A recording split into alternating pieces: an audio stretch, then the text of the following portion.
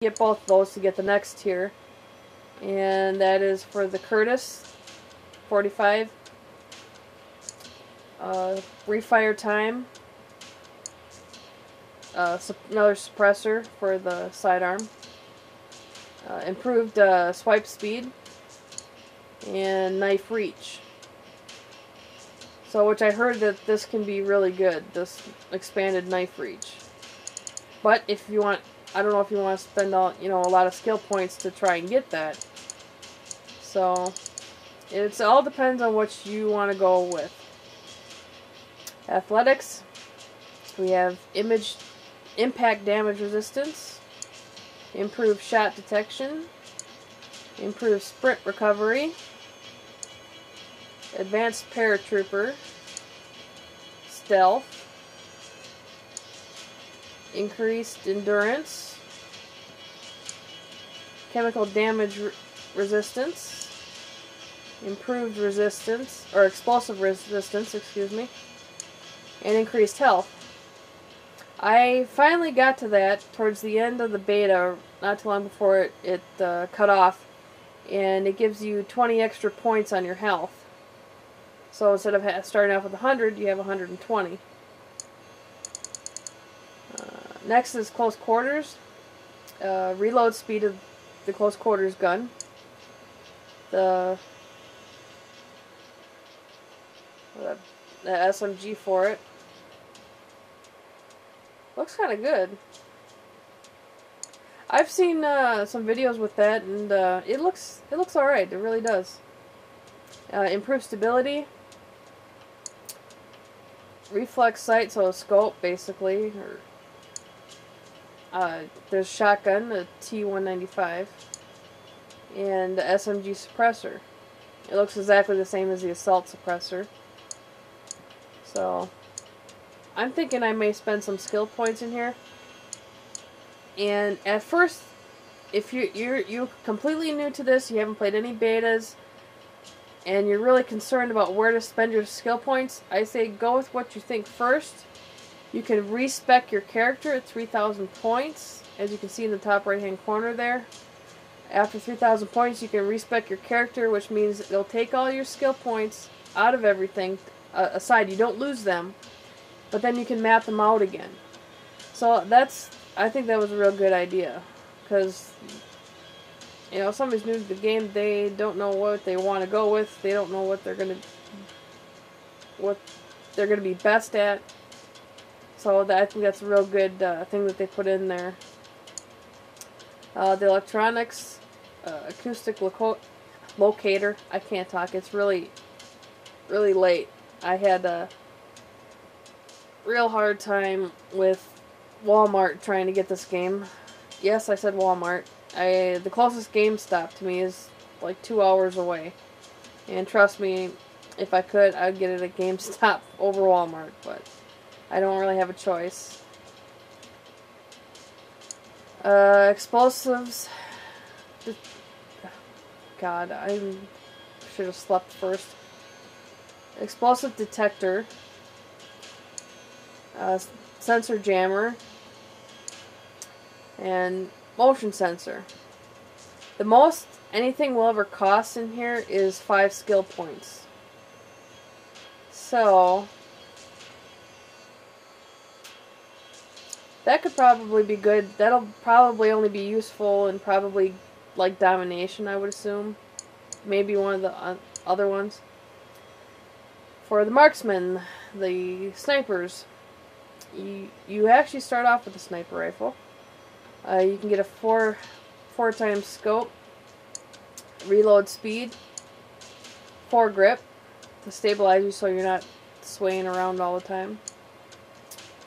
The S98 rifle, a bipod, high power scope. It's you can't do short range with it. It's only long range. Steady aim. The A.G.V.K. That's the top sniper rifle you can get in the game. Suppressor. And the scope that can do short and long range.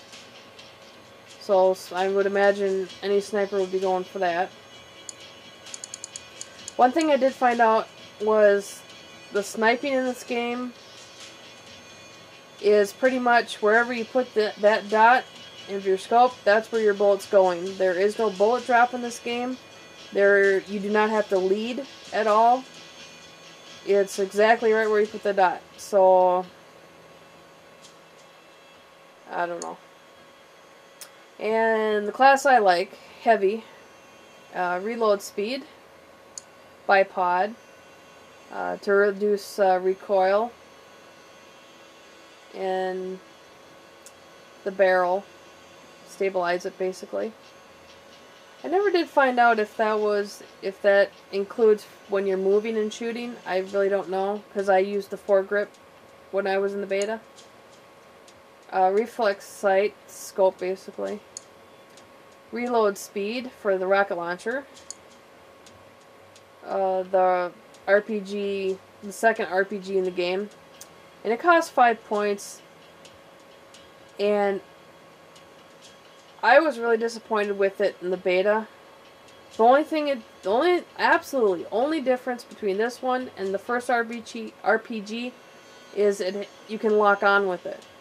You can point it, wait for something to lock on, but usually if you're in a game like Domination, you're not going to have time to sit there and wait for it to lock onto something. So I don't think it's worth it. And plus it costs 1,000 of your credits to carry it with you versus 400. So for the amount of difference that is, I do not think it's worth it. But that's my opinion. The foregrip. This one, even while moving, will steady the firing. Improved stability. And the PSK M.A.G. It's a little bit more of a light machine gun, heavy machine gun, whatever they want to call it, from the one you have. Okay, explosives. Basically claymores, anti-personal mines, advanced grenades, throw grenades at a greater distance, anti-tank mines, advanced explosives. It'll decrease the amount of time it takes to arm and disarm explosives. That can be useful in your objectives and arming and disarming them. Gas grenades. And support, we have the medical kit. This first one here will only shoot out a cloud of blue and add health to people. You cannot resurrect people with this one. Improved repairing. The resurrection kit.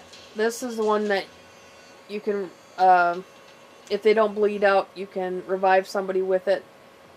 And it'll bring them back to health 50%. Improved healing. Improves the soldier ability to heal teammates and themselves faster than the normal medical kit. And the improved resurrection. Well, whatever. Resuscitation. God. Forgive me, it's really late.